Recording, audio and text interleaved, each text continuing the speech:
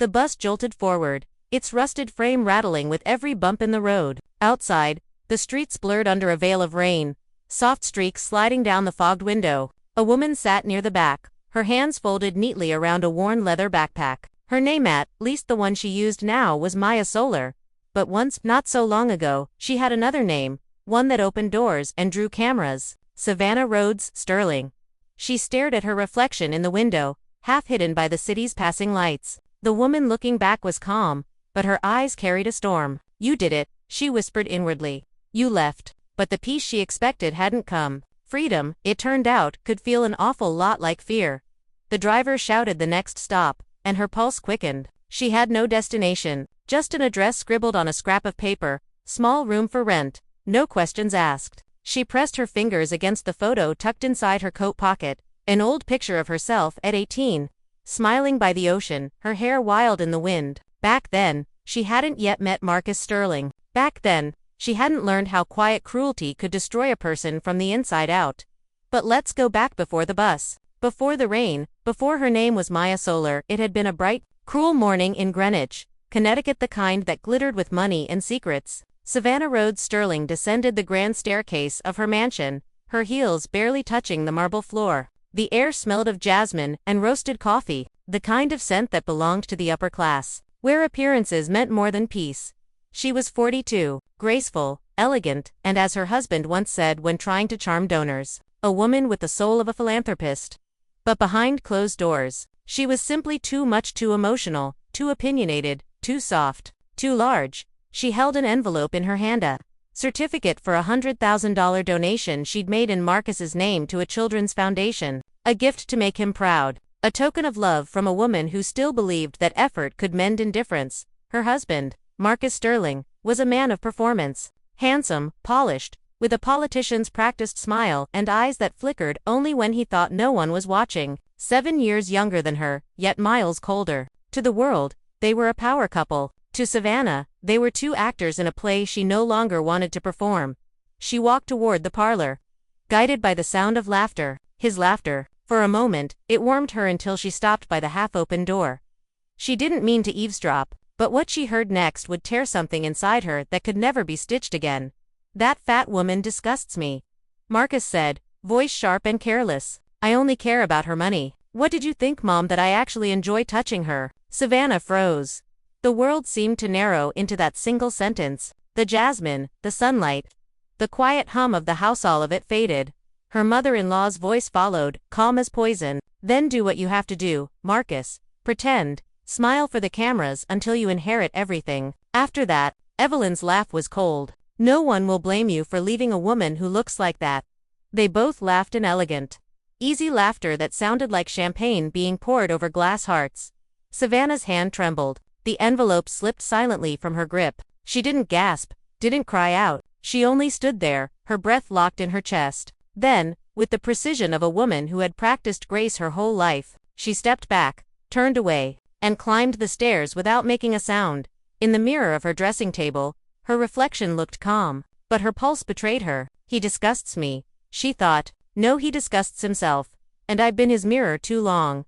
That night, the mansion glowed under crystal chandeliers. The dining table was set for 3. Savannah smiled when Marcus entered, pretending not to notice the faint tension in his jaw. She presented the gift box with trembling hands hidden behind a calm smile. Inside lay the Rolex he had wanted for months. He kissed her cheek a dry, performative touch and praised the meal. Evelyn commented that the wine was lovely, then smiled thinly and said, "You should try my friend's diet, Savannah. It works wonders for women our age."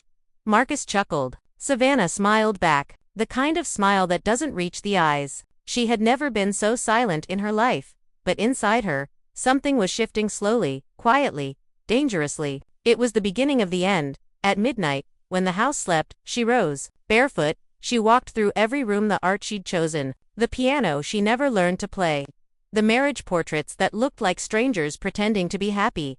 She touched the velvet drapes, the marble counters, the flowers now wilting in their crystal vases. Each object whispered a truth she had ignored for years. None of this belonged to her anymore. In her study, she sat down and wrote on a piece of stationery, "Thanks for showing your true colors." She didn't sign her name by dawn. The storm inside her had settled into clarity. Savannah knew money was power and she knew how to move it. She had managed her family's fortune long before she became Mrs. Sterling. That morning, while Marcus slept in the master suite, she quietly shifted millions from shared accounts into private ones, rooted through foundations he didn't even know existed. By 5 a.m., she was gone. No servants saw her leave. No car followed her down the long driveway. Just a woman in a long coat, carrying a backpack, a passport, and one photograph of a girl who had once believed in love. The mansion grew smaller in her rearview mirror until it vanished altogether.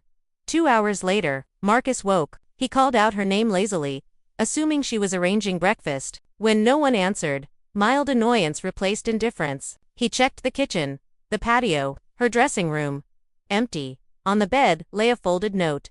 He read it twice before comprehension dawned. "Thanks for showing your true colors." "What the hell does that mean?" he muttered. His mother was already calling, her tone sharp. When he told her, even Evelyn's voice faltered. By evening, Marcus discovered the truth. The mansion was sold. The accounts emptied. Every asset he had boasted about, the cars, the art, the political campaign funds, were gone, all under Savannah's legal control. That night, his voice roared through the empty hallways. "She'll pay for this. I'll find her." But Savannah, now Maya Solar, was far beyond his reach. The bus slowed to a stop, jolting her back to the present. South Shore. Last stop, the driver said. Savannah-no. Maya gathered her things. She stepped off into the drizzle, her boots splashing into a puddle. The neighborhood was gray and scarred but alive. Kids laughed on sidewalks. Women swept porches. A man grilled ribs on a rusted cart, humming to an old R&B tune. For the first time in decades, no one stared. No one whispered. She was invisible and it was liberating. A notice taped to a fence caught her eye. Room for rent. Shared bath. No questions asked. She knocked. A wary woman in her 60s opened the door, her eyes sharp with suspicion. "Looking for something?" "I saw the sign," Maya said softly. "I need a place to stay. I can pay a month up front." The woman studied her posture, her soft hands, her clean speech. "Name?" Maya hesitated. "This is it," she thought. "The moment I stopped being who I was. Maya Solar." The woman nodded. "Odd name, don't matter. Room's small, but it's clean enough. I don't give refunds, and I don't want trouble." "You won't have any." The room was modest, peeling walls, a squeaky fan, a narrow bed, but to Maya, it was sanctuary. That night, lying on the mattress, she didn't cry. She simply closed her eyes and listened to the rain on the roof, whispering to herself, "This is where I begin again." Morning came with the sound of children shouting in the street. Maya walked aimlessly through the neighborhood, absorbing its rhythm. It wasn't polished or rehearsed, it was real. She stopped outside a small community health center. The sign was faded, the waiting area filled with plastic chairs, the walls scuffed and tired. But inside was motion, life, compassion. A man was arguing with a patient over medicine she couldn't afford. "I already told you, ma'am," he said gently. "If you can't pay, come back tomorrow. We'll find a way." Maya watched him, disheveled hair, sleeves rolled up, a voice that carried exhaustion and kindness in equal measure. When their eyes met, he looked away quickly, focused on his work. When the woman left, Maya approached. "Are you the doctor?" He nodded. "Elijah Vance. You need care." "No," she said. "I'd like to volunteer. I have experience in organization and finance. Maybe I can help with donations, records, something useful." Elijah studied her, sensing she wasn't a typical volunteer. "We can use help. We don't ask too many questions here." Maya smiled faintly. "That's exactly what I need." That night, she returned to her room and wrote in her notebook, "I never had time for the poor until I became one of them." Then she placed the pen down, took out the faded photo from her pocket, and stared at it for a long time.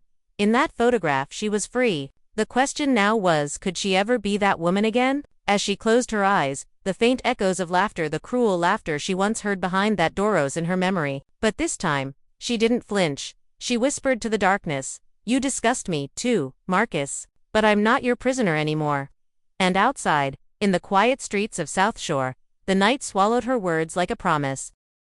The morning sun broke through the cracked blinds of Maya's small room, scattering light across the faded wallpaper. The air smelled faintly of coffee and rain-dampened earth. She hadn't slept much. Her mind was a restless reel of memories: Marcus's laughter, Evelyn's cold smirk, the moment she'd stepped off that bus and breathed as someone new. She rose quietly, wrapped a shawl around her shoulders, and looked out at the neighborhood. A group of children were drawing chalk hopscotch squares on the pavement, their laughter ringing through the air. For a moment, she envied them. They were loud and imperfect and free. Freedom. It still felt strange to her. For years, every move had been calculated, her clothes chosen by stylists, her words rehearsed for charity events, her smile timed for cameras. Now, no one expected anything. No one even noticed her. And yet, the anonymity that once felt like relief now carried a touch of loneliness. At the community clinic, the reception desk was a chaos of papers and ringing phones. Elijah Van Stahl, tired and perpetually under-caffeinated, was arguing with an insurance representative on the phone when Maya walked in. He hung up, rubbed his forehead, and gave her a small nod. "Morning, Maya. You're early," she smiled. "Habit. I used to run things where being late was a scandal." He chuckled softly. "Here, being late just means we still care enough to show up." Maya rolled up her sleeves and started sorting through the donation receipts, labeling folders and setting up a digital tracker. Her efficiency was obvious. Every document she touched seemed to fall into perfect order. By noon, Elijah leaned against the doorway, watching her with quiet amusement. "You've done more in 4 hours than we've managed in 4 months," he said. Maya looked up, brushing a stray curl from her forehead. "Maybe you just needed a little structure." He smiled. "Or maybe we just needed someone who cared enough to bring it."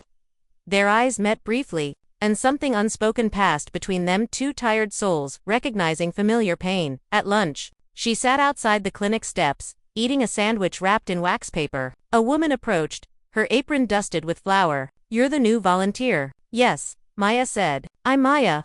"I'm Lena," the woman said, wiping her hands. "I run the bakery across the street. If you ever need something, sweet or strong coffee, come by. We trade kindness around here, not cash." Maya smiled. "Then I'll owe you already." Lena's eyes lingered on her face, as though trying to place it. "You look like someone who's seen the fancy side of life. What brings you down to South Shore?" Maya hesitated, then said, "Life lessons. And maybe, the need to start over." Lena nodded. "Fair enough. Around here, everyone's starting over from something." The woman walked away, leaving behind the faint smell of sugar and cinnamon. For the first time in a long while, Maya felt something like warmth, connection, however small. Days turned into weeks. The routine settled around her like a soft rhythm. Mornings at the clinic, afternoons at Lena's bakery, evenings writing in her notebook by the window. She didn't write about Marcus, not directly, but her words were full of him, every betrayal cloaked in metaphors, every scar hidden behind poetic lines. Sometimes, Elijah would stop by her desk with 2 cups of coffee. They'd talk about everything but their pasts. He told her about the clinic's struggles, about patients who came in with nothing but hope. She listened, offering small ideas: how to manage records, how to attract local donors, how to partner with small businesses. One evening, after a long shift, Elijah said quietly, "You ever wonder what it'd be like to just disappear?" Maya looked at him, startled. "Why do you ask?" He shrugged. "People think I'm here because I'm noble. Truth is, I came here to hide. From a marriage that ended ugly. From a version of myself I didn't like." Maya's breath caught. "Then maybe we're both hiding," she said softly. He smiled faintly. "Guess that makes us good company." And just like that, an invisible thread wove between them, gentle, unspoken, undeniable. But peace has a way of testing those who dare to feel safe again. One Friday afternoon, as Maya was helping a mother fill out insurance forms, a television in the waiting room caught her eye. The news anchor's voice cut through the chatter. "Marcus Sterling, prominent political figure, has filed a public report claiming his wife, Savannah Rhodes Sterling, has gone missing, possibly under suspicious circumstances." Maya froze. Her pen slipped from her hand. The photo on screen was her well-dressed, radiant, smiling at a charity gala 2 years ago. The caption read, "Millionaire philanthropist vanishes without trace." Her throat tightened. The reporter continued, "Authorities say Sterling's emotional plea for her safe return has stirred public sympathy. He has offered a substantial reward for information." A nurse nearby murmured, "Poor woman, imagine being rich and just gone." Maya forced a small smile and turned away, pretending to focus on the paperwork. Her hands shook beneath the table. "He's not worried. He's hunting me," she thought. "He's furious I outsmarted him." That night, she didn't go home immediately. She walked the empty streets for hours, her coat pulled tight against the wind. The neon lights of bars reflected off puddles like broken stars. When she finally reached her room, she locked the door and sat in the dark. For the first time in weeks, fear returned, the old kind. Sharp and suffocating. The next morning, she went to the clinic early. Elijah was already there, reading over files. "You okay?" he asked. "You look pale." "I didn't sleep," she admitted. He studied her face carefully. "If something's wrong, you can tell me." Maya hesitated, then shook her head. "It's nothing. Just memories that won't stay buried." He didn't push further. Instead, he handed her a steaming cup of coffee. "Then bury them deeper. At least for today." She smiled weakly. "You sound like someone who's had practice." "I have," he said simply. A few days later, Lena found Maya cleaning the clinic's storage room. "You've been looking tired, honey," she said, leaning against the doorframe. "Come by the bakery tonight. I made peach cobbler, and I hate eating alone." Maya agreed, grateful for the distraction. That evening, the bakery was warm and golden, the scent of butter and cinnamon filling the air. They sat at a corner table. Two women bound by invisible histories. "You know," Lena said, cutting the cobbler into squares. "I was married once too. Thought love could fix everything. Turns out, love's a great painter. It can make the ugliest walls look beautiful. But when the color fades, you see all the cracks you ignored." Maya stared at her, eyes misty. "That's exactly how it felt." "So you ran," Lena said gently. Maya froze.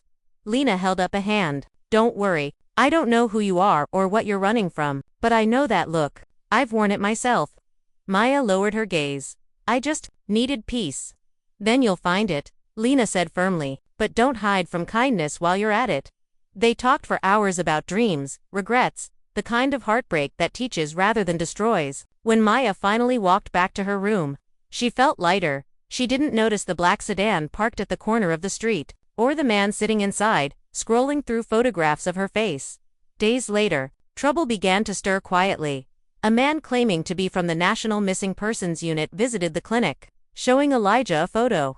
"Have you seen this woman?" he asked. Elijah studied the picture. Savannah Sterling, in diamonds and pearls. His eyes flicked to Maya, who was sorting patient files nearby. For a heartbeat, his breath caught. The resemblance was undeniable. "No," Elijah said calmly. "Haven't seen her?" When the man left, Elijah waited until the door shut before approaching Maya. "We need to talk." She looked up, her expression composed but her eyes full of dread. "You saw." He nodded slowly. "You're her, aren't you? The woman on the news." Maya's shoulders sagged. "I was. But not anymore." Elijah exhaled heavily. "You don't have to explain. I've seen what people run from. You don't owe me the details." But she shook her head. "You deserve to know. You've been kind when you didn't have to." They sat in his office as evening settled outside. Maya told him everything, the insults, the laughter, the note, the escape. She spoke not like a victim, but like someone finally breaking her own silence.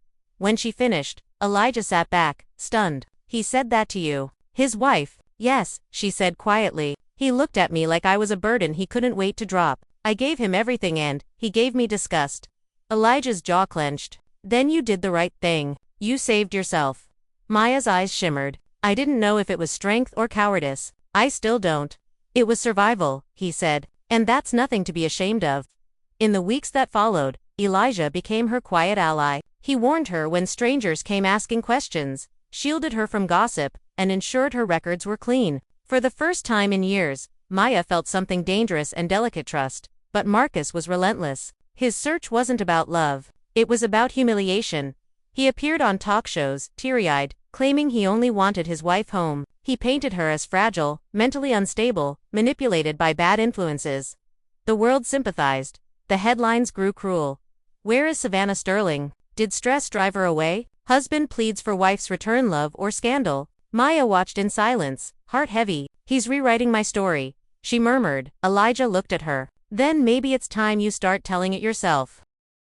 One evening, after closing the clinic, Maya sat by the window with her notebook. Rain tapped gently against the glass. She flipped to a new page and began to write, not for herself this time, but for others.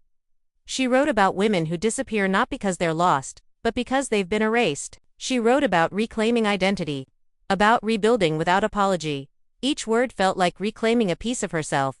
When she finished, she tore out the page and tucked it into an envelope addressed to Voices for Women Foundation, New York. She didn't sign it. Not yet. But it was the beginning of something larger than escape. It was justice in the making. Meanwhile, the man in the black sedan, the one who had been watching, made a phone call. Found her, he said. South Shore. Goes by Maya Solar. Marcus's voice crackled through the line. Good. Keep eyes on her. Don't approach yet. As the call ended, lightning flashed across the sky.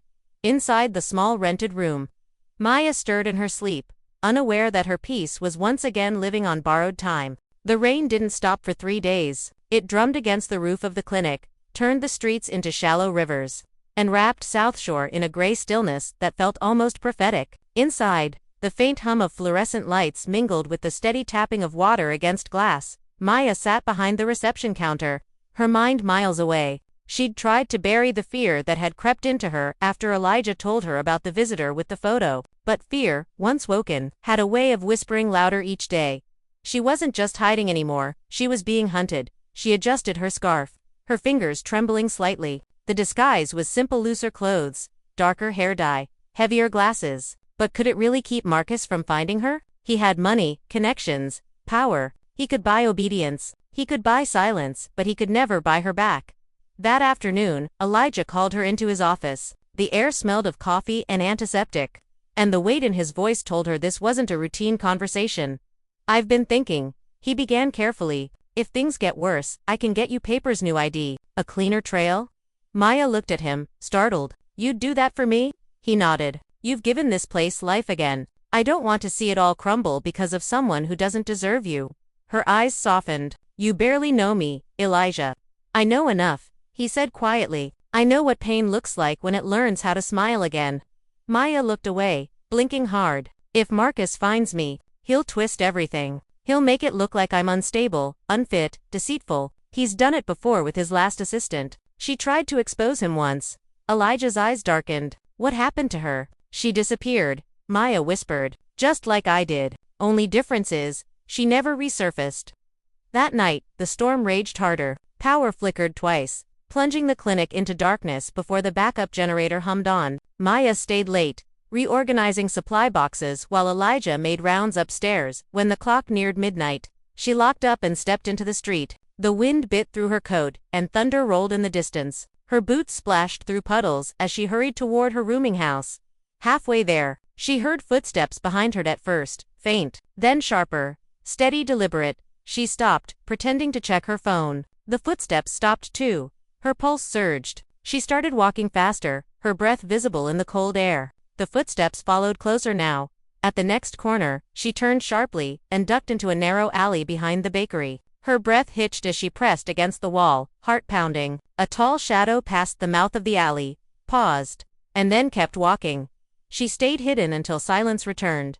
When she finally stepped out, her hands were trembling. She looked down the street. No one. Still, she ran the rest of the way home, bolting her door behind her. The next morning, Lena noticed the dark circles under her eyes. You are right, sweetheart. You look like you fought the devil in your sleep. Maya tried to smile. Just a rough night. You've been jumpy lately, Lena said gently. If someone's bothering you, you tell me. Folks in this neighborhood stick together. Maya hesitated. It's not something anyone can fix. Lena placed a hand on her shoulder. Everything can be fixed, Maya. Sometimes it just takes people who care enough to try. That warmth in Lena's voice cracked something in Maya's chest. For the first time since leaving Greenwich, she felt the sting of tears that weren't from fear but from gratitude. Days passed. The tension in Maya's body eased slightly, though the unease never left completely. She threw herself into work, managing donations, helping families, and mentoring the clinic's new volunteers. Elijah noticed her growing influence. You're changing this place, he told her one afternoon. You've turned a forgotten clinic into a community. She smiled faintly. Maybe because I know what it feels like to be forgotten. Elijah tilted his head. And yet, somehow, you glow. Maya laughed softly, shaking her head. Don't start, Elijah. I'm not flirting, he said. I'm telling the truth. You've been through hell, and you're still kind. That's rare. Their eyes lingered on each other a moment too long before she looked away, blushing. But that same week, a visitor arrived, someone she hadn't expected. A young woman, mid-twenties, walked into the clinic with a manila folder clutched to her chest. She looked exhausted, her eyes rimmed with red. I'm looking for Maya Solar, she said. Maya froze. That's me. The woman's lip quivered. I think you knew my sister. Maya blinked. Your sister? Her name was Elise Romero. She used to work for Marcus Sterling. Maya's breath stopped. Elise, the assistant who vanished. The young woman continued, voice shaking. You were the only one she ever mentioned who treated her kindly. She told me, if anything ever happened to her, I should find you. Maya's knees nearly gave out. What happened to her? The girl swallowed. They said she drowned. But I know she didn't. I found this. She opened the folder, revealing printed messages from Marcus. Cruel, threatening, full of manipulation. Maya's hands shook as she read. He made it look like suicide. The girl nodded. He destroyed her, just like he tried to destroy you. Elijah appeared in the doorway, sensing the tension. Everything all right? Maya looked up, eyes blazing now with something new resolve. No, she said softly. But it will be. That night, she and Elijah sat in his office again. The rain had returned, whispering against the windows. I can't keep running, Maya said. If I stay hidden, he wins. He keeps rewriting my story. He buries women like Elise and calls it tragedy. Elijah's voice was calm but firm. Then we expose him. Carefully. You still have power, Maya. Use it. But how? Start with your truth, he said. Tell your story, on your terms. Maya stared at the flickering lamp, her mind racing. For years, her words had been silenced by luxury and fear. Now, they could become her weapon. She spent the next few days crafting a letter, not one of rage, but of revelation. She detailed Marcus's lies, the cruelty behind closed doors, the way he humiliated her to his mother, and the truth about Elise. Then, with trembling hands, she sent it to a journalist. At the New York Herald, a woman known for exposing corruption among the rich, it was her first act of open defiance. But it also meant Marcus would know where to find her. 2 weeks later, the story broke. The headline read, Behind the Perfect Marriage, The Hidden Cruelty of Marcus Sterling. Photos of the Sterling's mansion, financial transfers, and witness statements filled the page. The article hinted at emotional abuse, manipulation, and even the suspicious death of Elise Romero. Marcus's public persona shattered overnight. Sponsors withdrew, donors cut ties, political allies vanished. And then came his response. He went live on national television, eyes red, voice trembling. My wife is sick, he said. She's being used by malicious people who want to destroy me. Savannah, if you're watching, come home. You need help. Maya watched the broadcast from the bakery, standing beside Lena and Elijah, her fists clenched at his performance. He's not even angry, she whispered. He's acting wounded. That's worse. Elijah turned off the TV. Let him talk. The louder he defends himself, the guiltier he looks. But deep down, Maya knew Marcus wasn't finished. He never lost quietly. The next night, her window shattered. She woke with a gasp, heart pounding. Glass glinted across the floor. Outside, footsteps faded quickly into the dark. A brick lay among the shards wrapped in a note. You should have stayed gone.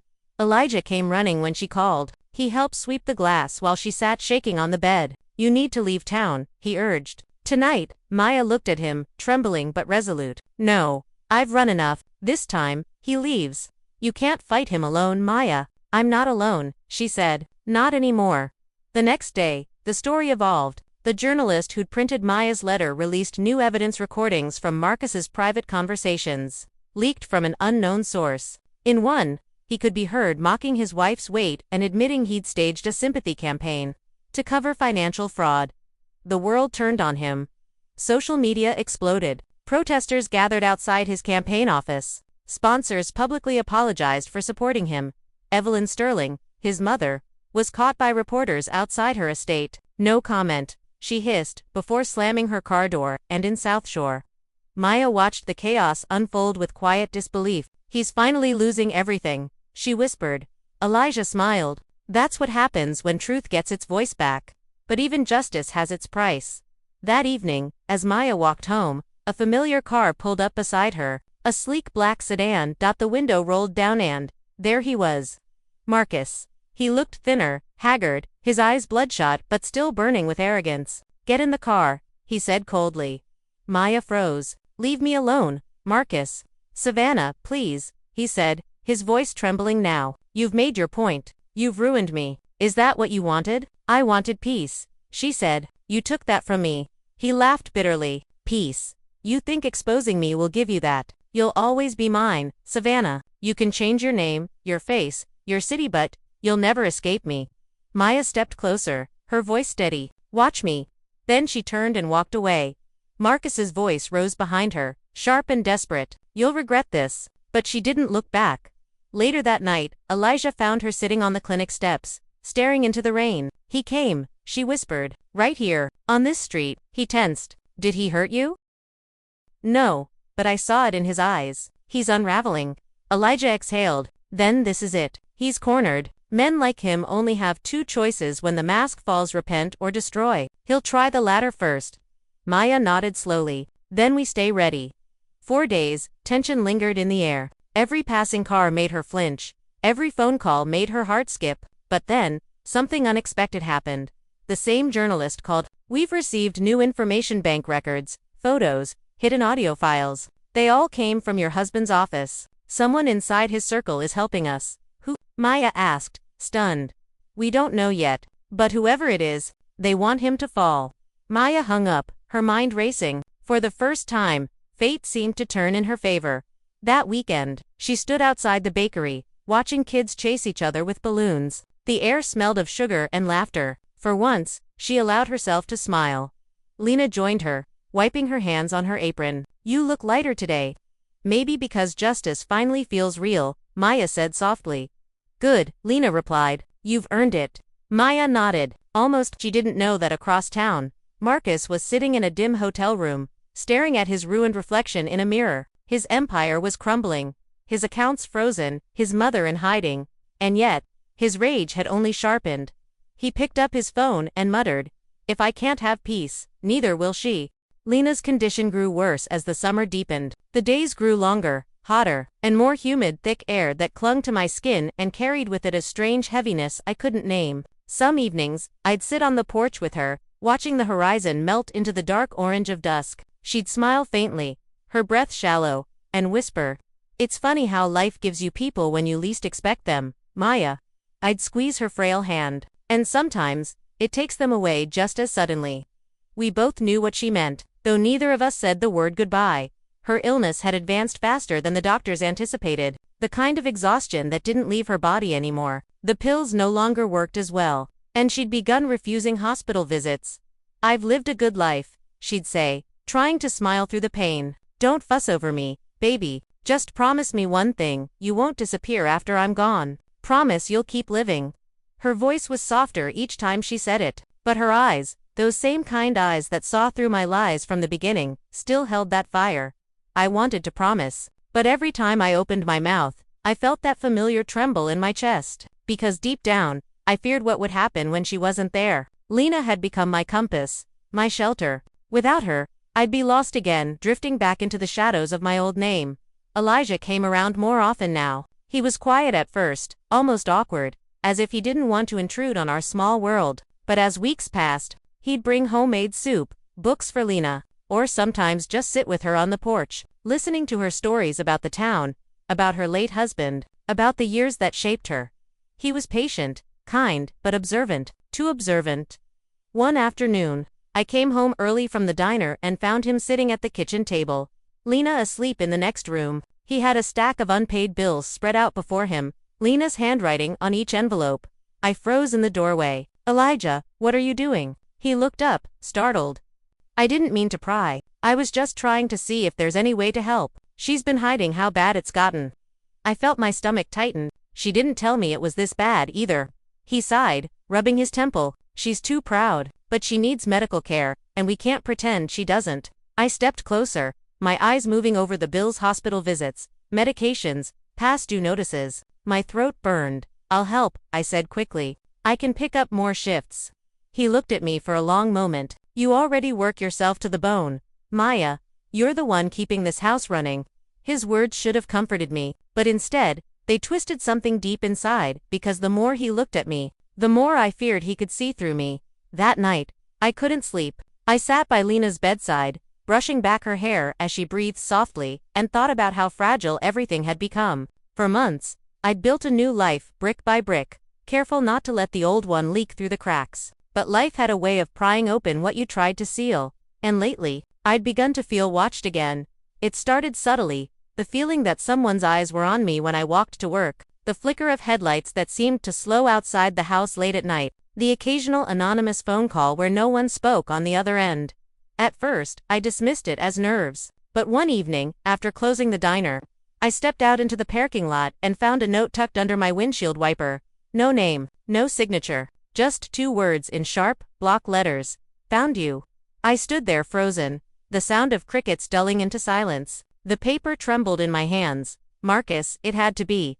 That night, I didn't go home right away. I drove aimlessly, circling through streets I barely recognized, trying to calm my racing heart. By the time I returned, Lena was asleep, and Elijah's truck was parked out front. I didn't tell him. I couldn't, but the fear was back.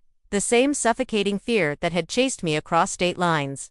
The next few days, I tried to act normal. I still worked, still cared for Lena, still laughed when Elijah teased me about my terrible coffee, but every sound made me flinch. Every stranger's face felt familiar in the worst way. And then, on a humid Thursday afternoon, everything changed. Lena collapsed. We were sitting together, folding laundry, when she suddenly clutched her chest and gasped for air. The color drained from her face. Lena, I cried, rushing to her side. She tried to speak but couldn't. I called Elijah, then 911. My hands shaking so violently that I almost dropped the phone. Elijah arrived before the ambulance. He lifted her gently, whispering her name. Hold on, Mama. Stay with us. The hospital lights were blinding. The antiseptic smell cut through my senses like a blade. We sat in the waiting room for hours, the ticking clock marking each second like a cruel reminder. Finally, the doctor emerged, eyes somber. She's stable for now, he said softly, but her heart is very weak. It's time to prepare yourselves. Lena was awake when we went in. She looked smaller somehow, her body fragile beneath the crisp sheets. I took her hand and pressed it to my cheek. Maya, she whispered, her voice like wind through reeds. Promise me, you won't run anymore. Tears spilled down my face. Lena, please don't talk like that. She smiled faintly. I know who you're hiding from, baby. I may not know the whole story, but I can feel it. You've been looking over your shoulder too long. Her eyes softened, filled with that same warmth I'd known since the first day she found me crying on her porch. You can't start over if you keep fearing the past. I sobbed, clutching her hand. He'll find me, Lena.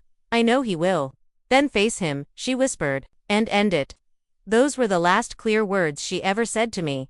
She passed 2 nights later, quietly, while the cicadas sang outside her window. Elijah and I sat with her through the night, not speaking much. At dawn, he looked at me, eyes red but steady. She loved you like her own. You know? I nodded, my voice breaking. She saved me. The funeral was small, just neighbors, a few friends from church, and the 2 of us. I stood by her grave long after everyone left, the sunlight warming my face as tears fell silently. When I finally turned to leave, Elijah was there. You shouldn't be alone tonight, he said gently. But I shook my head. I need to be. That night, the house felt impossibly quiet. Every creak in the woods sounded louder. Every shadow seemed to stretch longer.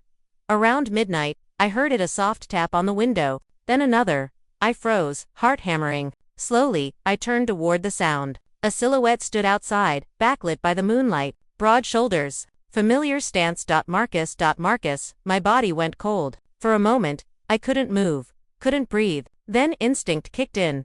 I grabbed my phone, backing away from the window, every nerve on fire. The tapping stopped. Silence. Then, from outside, a low voice, muffled but clear enough to slice through the night. Maya, or should I say, Savannah. My knees buckled. He knew. I bolted to the back door, locked it, then ran to the bedroom and pulled the dresser in front of it. My mind raced. How did he find me? Did someone tell him? Did he follow the obituary in the paper? Hours passed before I dared move again. But by morning, he was gone. I didn't go to work that day. Elijah stopped by, concerned. You didn't answer your phone, he said, stepping inside. Are you okay? I hesitated, then lied. Just not feeling well. He frowned. You're trembling. And before I could respond, he said something that made my stomach drop. I found this on your porch. He handed me a folded note. The handwriting was the same as before. We need to talk. My heart raced. Elijah watched me, waiting for an explanation. Maya, he said slowly, who's sending you these? I couldn't answer. My throat closed up. He looked at me for a long time, then sighed. You don't have to tell me everything. But whoever's threatening you, you're not alone anymore. He meant it kindly, but I knew this was my storm to face. Because Lena was right, I couldn't keep running. That night, I sat alone at her kitchen table, staring at the note. The fear that had ruled me for years had finally caught up, and for the first time in a long time, I wasn't sure if I'd survive what came next. But one thing was certain. This time, I wasn't going to run. I was going to end it. The morning after that note, something inside me shifted. Fear had been my shadow for years, always lingering, always whispering, but now, it had turned into something sharper. Determination. I buried Lena 3 days earlier. I'd cried until my eyes burned and my voice cracked. But even through the grief, her words stayed with me. You can't start over if you keep fearing the past. She was right. I'd built my new life on a lie, always waiting for Marcus to appear and tear it apart. Now that he'd found me, running would only hand him what he wanted most. My fear, so I decided I'd end it. Not with anger. Not with revenge. With truth. I called Elijah first thing that morning. I need your help, I said. My voice steady, though my hands trembled. He arrived not long after. Still half asleep, his dark hair uncombed. What's going on? I'm done hiding, I said simply. I'm going to face him. He frowned. Who? My husband. The words felt foreign now, like a name I hadn't spoken in years. Marcus. Elijah's expression darkened. The man who hurt you. I nodded. He's here, or close. He didn't speak for a moment, just rubbed a hand over his jaw. Then he said quietly, "You're not doing this alone." I didn't argue. That afternoon, we went to the sheriff's office. My hands shook as I told my story, my real story. About the emotional abuse, the humiliation, the years of control. About the night I overheard him call me disgusting. About the night I ran. And the fake name I'd chosen. The sheriff listened carefully. "You're safe here," he said. "If he's contacting you, we can take action. You have every right to protect yourself." The relief I expected didn't come, because I knew Marcus wouldn't stop with a warning. He'd come anyway, certain he could twist the truth in his favor. He always had. 2 nights later, he did. It was close to midnight again when I heard the gravel crunch outside. This time, I didn't hide. I stood at the window, curtain drawn, waiting. Headlights swept across the porch. The same black truck I remembered. The same sound of the engine cutting off. I stepped outside before he could knock. The humid air was thick with tension, my heart pounding against my ribs. He was standing there, older but still imposing, broad shoulders, tailored jacket, the same cruel arrogance in his posture. "Well," he drawled, a smirk tugging at his lips. "If it isn't Savannah, it's Maya," I said coldly.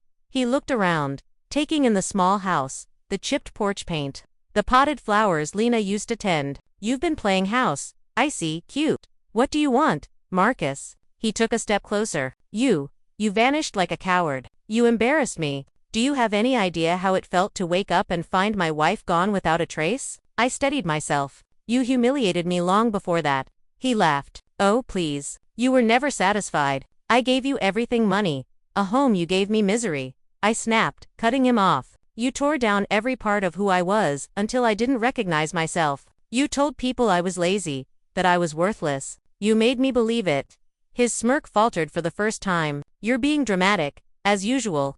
I took a step closer. "Do you remember that night? When you told your friend I disgusted you? When you called me fat?" His jaw tightened. "You were eavesdropping. You always twisted things in your head." "No," I said, my voice shaking. "That was the first honest thing you ever said." For a long moment, neither of us spoke. The air between us buzzed with everything unspoken, every scar, every memory I'd tried to bury. Then he stepped closer again, his voice low and venomous. "You think you can hide here forever? You're still mine, Savannah. You'll always be mine." Something inside me snapped. I didn't flinch this time. I didn't step back. "No," I said, my voice steady. "I was never yours. You broke something you didn't own." Before he could reply, headlights appeared down the road. Elijah's truck. Marcus turned toward the light, his face hardening. Elijah stepped out, slow and calm, but his eyes were fierce. "You need to leave," he said. Marcus sneered. "And who are you?" "The charity case she took pity on." Elijah didn't answer. He just took a step forward, his voice steady. "You've said enough." Marcus looked between us, laughter bubbling out, cruel and hollow. "So this is it. You found a new life, a new man, a new name, and you think that erases what you did to me." "What I did to you?" I repeated, incredulous. "You destroyed me, Marcus. You made me hate myself. I had to rebuild from the ashes you left behind. He started toward me, but Elijah moved between us. The sheriff's car pulled up, then red and blue lights flashing across the dark yard. Marcus froze. "Sir," the deputy called out, "we need to have a word." Marcus turned toward me, fury etched across his face. "You called them." "No," I said softly. "I told the truth. It was over in minutes." He shouted, threatened, denied everything, but the law didn't care about his pride. They cared about the evidence, the messages, the letters, the record of emotional abuse that I'd finally given them. When they led him away, his glare burned into me. "You'll regret this," he hissed. I met his eyes for the last time, and said quietly, "No, Marcus, I already did, for years." And then he was gone. The silence that followed was strange, like the air after a storm. I sank onto the porch steps, trembling with the weight of it all. Elijah sat beside me, neither of us speaking for a long time. Finally, he said, "You did it." I nodded slowly. "Lena was right. You can't start over if you keep running." He looked at me then, his eyes soft. "What are you going to do now?" I stared out at the horizon, where the first hint of dawn painted the sky gold. "Live," I whispered. "For real this time." Weeks passed. The house felt emptier without Lena, but also freer. The air carried peace now instead of fear. I kept working at the diner, saving money, fixing little things around the house. Elijah helped sometimes, pretending not to notice when I cooked too much dinner for just one person. One evening, I sat on the porch, sipping sweet tea as the sun set. Fireflies blinked in the yard. The radio played an old gospel tune that Lena loved. I closed my eyes and thought of her laughter, her kindness, her courage. "I did it, Lena," I whispered. I faced him. A breeze stirred the wind chimes, soft and melodic, like her voice carried on the air. The next day, I went down to the county clerk's office and filled out the paperwork to legally change my name this time, not out of fear, but out of choice. On the form, under new name, I wrote it clearly, Maya Grace Carter. Grace, because I'd finally learned to give some to myself. As the months passed, life grew gentle again. Elijah and I planted a garden behind the house, tomatoes, basil, wildflowers that Lena once said would make the yard sing. Sometimes, I'd catch him looking at me with quiet admiration, but we never rushed anything. For the first time, I wasn't running toward or away from anyone. I was just being. One Sunday, as we sat on the porch, Elijah leaned over and said softly, "You ever think Lena would be proud of you?" I smiled through the warmth in my chest. "I think she'd say, 'Took you long enough.'" We both laughed, the sound rising into the golden air, and somewhere deep inside, the ache that had lived in me for so long began to ease. I'd been broken, yes, but not destroyed. I'd been humiliated, yes, but not erased. I'd been called names, left behind, made to feel small. But I survived, and in surviving, I found something better than revenge. Peace. As the sun sank behind the trees and fireflies shimmered around us, I whispered a final goodbye to the woman I once was. "Good night, Savannah," I said softly. "Thank you for getting me here." Then I turned my face toward the light, ready to live as Maya Grace, the woman who finally chose herself.